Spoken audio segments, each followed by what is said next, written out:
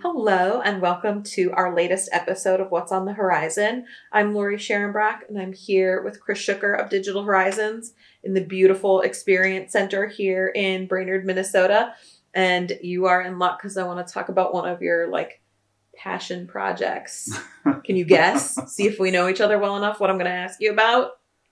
Audio. Oh, sure. Yeah, you love you. That's I think one of your big things. So let's talk about audio, commercial audio. Sure. We can talk about that today. As I'm getting into a commercial space, it's kind of something that we've talked about. Like, hey, do you want music piped in here? Just something I'd never thought about. But what should we consider when it comes to audio systems like that? So there's a lot to factor in, but I would say the couple of the things is to figure out a purpose for what you want the sound to do. If it's a restaurant or a bar versus, a lobby or a reception area or something like that, obviously those are two very different things. Sure. So I'd figure out what it is that you need it for. I would also work on if you want it to be zoned out. And what we mean by that is if there's certain areas where you either want music off or to have separate volume adjustment or different music selection, figure out where that plays in or how that might be laid out in your space. And then pay particular attention to the type of music that you're using or where you're getting the music from, better put. I think most people have a general understanding of licensing and ownership of things, and that applies to music. And you can't legally just play FM radio in your commercial space. That is not legal. Really? You have to buy a license to do that, either through, there's entities out there that hold general licenses for stuff like that. But it is not legal to play FM radio. It is not legal to just open up your phone and open up Pandora and play that. If you are a place of business that is there for profit and you have a potential customer walk in, it doesn't matter if there's 1 or 500, you can't just open Pandora, you can't just open Spotify. All of those services are illegal. You have to have a commercial version of that service, commercial Spotify. Actually, I'm not even sure if Spotify has a commercial version, but I know Pandora does. And then there's other services like Rockbot, for example, that offer a commercial service and you pay them a premium. So regular Pandora is either free or you pay $5 a month or $10 a month, depending on your tier. And the commercial alternative is about $30 a month. But what that does is it allows you to meet the licensing requirements of the music owners. So those are the main things. And chances are you can play FM radio or your Pandora or Spotify and not run into any situations like that. But when we install a commercial audio system, the only time that we facilitate a piece of hardware that can play music, it's only a commercial type of service. If your intent is to play FM radio or Pandora, we can't finish the install because it's a liability for us.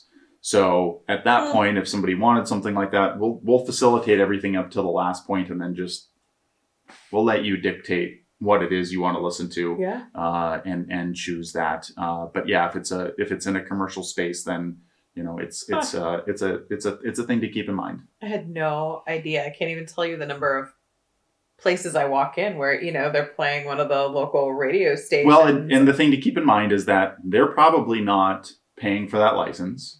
But if they are, it's not something that they're not advertising. They're not. Right. You're not going to see a sign that says, "Hey, we're paying for this. We have a license to play this music," because it's just not knowledge that the average person needs to know. But also, the likelihood of we're in Brainerd, the likelihood of licensing agent walking in and going, "Hey, I can tell you're playing FM radio. I need to see your license," and then if you don't have it, then they can bring suit and send you a cease and desist or whatever it is that they do. And I have heard of that happening. More often than not, the multiple instances that I've heard of that happening hasn't been music related. It's been TV related. I know a number of several different bars and restaurants in the area that have been caught playing non-commercial television programming. Yeah. Or buying a pay-per-view and buying it in a fashion that wasn't intended for a larger establishment, that with paying customers that are, they're probably profiting from the benefit of having access to the pay-per-view. For sure. And they got hit with some significant bills that they had to pay, and that's the reality. So again, the chances of something happening are probably pretty slim. But the difference of $5 or $10 a month versus maybe $30 for commercial music, I'm not saying it's a small amount of money, but in the grand scheme of things, it's really not that much if you're operating a business, and it's probably better just to do things the correct way. It's sort of one of those things you hate to find out the hard way. Yeah. It really sucks finding out the hard way that that's a real thing. Yeah. Well, the added benefit, just to expand on it, we recently updated the audio systems for a large local grocery in our area that has multiple locations. Sure. And one of the benefits of the service that we used, which was called Rockbot, is the manager that oversees the 3 locations has the ability to remotely see what music is playing and then change the music if needed. And the service basically has like a cloud connection that shows all the properties connected. And it could be as few as 1, or you could have hundreds on this. And he can start and stop the music. He can see what's playing, but then they also curate playlists that have been vetted, that you can choose to not have swear words, or because if your entity is one where you don't want that, that's a pretty attractive feature. Yeah. So you can play maybe the music that would otherwise have the swear words, but then just choose an option that has them, censored out, or has an alternative version. So, you're not just paying the same, generally speaking, you're not just paying more for nothing. Some services do offer an enhanced experience for that premium. So, wow, that's really, like I said, like nothing I even ever thought about. And I'm, like kind of going back to something you said earlier about the difference in, having like an overhead speaker system that's piping in music. Yeah. And there's a difference between that and, like, let's say a conference room where you have, I'm pointing at his gigantic TV screen over here. Sound that would come for like a conference space or like a city hall or something like that. Those are even very different in terms of a sound experience and what you need to wire them to, right? Yeah. Yeah, it really comes down to the space that you're trying to provide sound for and what you want to listen. But yeah, it's all very different. Yeah. And is there, I don't know, one kind of system that can help control all that? You mentioned kind of earlier having some kind of cloud-based system. Is this where something like a Control 4 comes back in? Not necessarily. In a commercial audio space, there usually isn't the need for automation. It does depend, though, how it's zoned out and how they're doing things. Like we've installed a number of systems in restaurants in the area, and there's usually zones for that, because you might have a patio area. Oh, yeah. You'll have a bar area. You'll have a dining area, and then you'll have the, where people come in to see the hostess and the reception area. Yep. And all of those can have, or the owner or the manager or the operator may want those areas to have different music at different volumes, or maybe one area isn't on at all. Yes. And so then you end up with not necessarily a control system, but you'd have hardware that's capable of routing different input selections, music sources, to different outputs going to the amplifiers and then to the speakers. But yeah, it's just every space is different, and there's unfortunately or unfortunately there's 700 manufacturers of audio video equipment, and our job is to stay abreast enough to understand what the general needs are, or who provides what equipment to meet those, to the needs of our customers, and then make the educated recommendation for that space that is, generally speaking, we try to have it be as most cost effective as possible. Yeah. When it comes to wiring a system like that, how do you undertake something like that with the different zones? Is that a lot of extra work? Actually, it's wiring commercial audio is probably one of the most straightforward things. The speakers that are used, generally speaking, in commercial audio are it's referred to as a 70 volt speaker. Okay. Whereas your normal home audio speaker is is an 8 ohm, 6 ohm, that type of speaker. And the biggest difference between those two is how it's amplified. The speakers use amplification differently, and there's different amplifiers involved. The main reason why it's better when it's a 70 volt speaker is the wire that's used in the transmission method is such that the speakers basically get looped together per zone.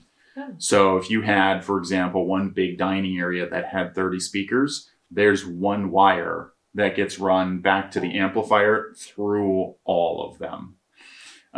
That's if, you want all 30 speakers to be on at the same time, at the same volume. But if you want to break those up, then 15 might go here and 15 go there. But that's the main reason why commercial audio is vastly easier. The other benefit with 70 volt is it's monaural in nature, which means your left and right channels are combined into one, which is really important because with commercial audio, you're generally just looking for sound coverage. Yeah. Imaging, which is the separation of the left and right speaker, is not necessary and actually detrimental. We've taken over a number of systems that were wired as an 8 ohm left and right type scenario. And if you've ever listened to Dark Side of the Moon and you have left and right transitions and, all of those sound effects, like it can be annoying in a space like that. Whereas if it's, you just don't want imaging, you don't want left and right, you want even smooth, broad coverage. Yeah. That's one of the benefits of 70 volt. Awesome. Well, I think too, and we've reiterated this before, it's like you said in the beginning, it can be really something kind of complicated to think about. There's, that whole issue of commercial music and having that playing is something I hadn't even thought about, but that's why it's important to work with someone like Digital Horizons versus, sometimes there's jobs that you could say, I can do that myself, but I really feel like this is one that some guidance is probably necessary on. So if you have a commercial space and you're thinking about having audio or you have it and you want it upgraded, something like that, reaching out to Chris is really the way to go here. And how do we get a hold of you best? You can just visit our website, which should have something in the description and start there. Send a message, give them a call, all that good information, and they'll get started with you. So thanks for joining us today, and we'll see you guys next episode.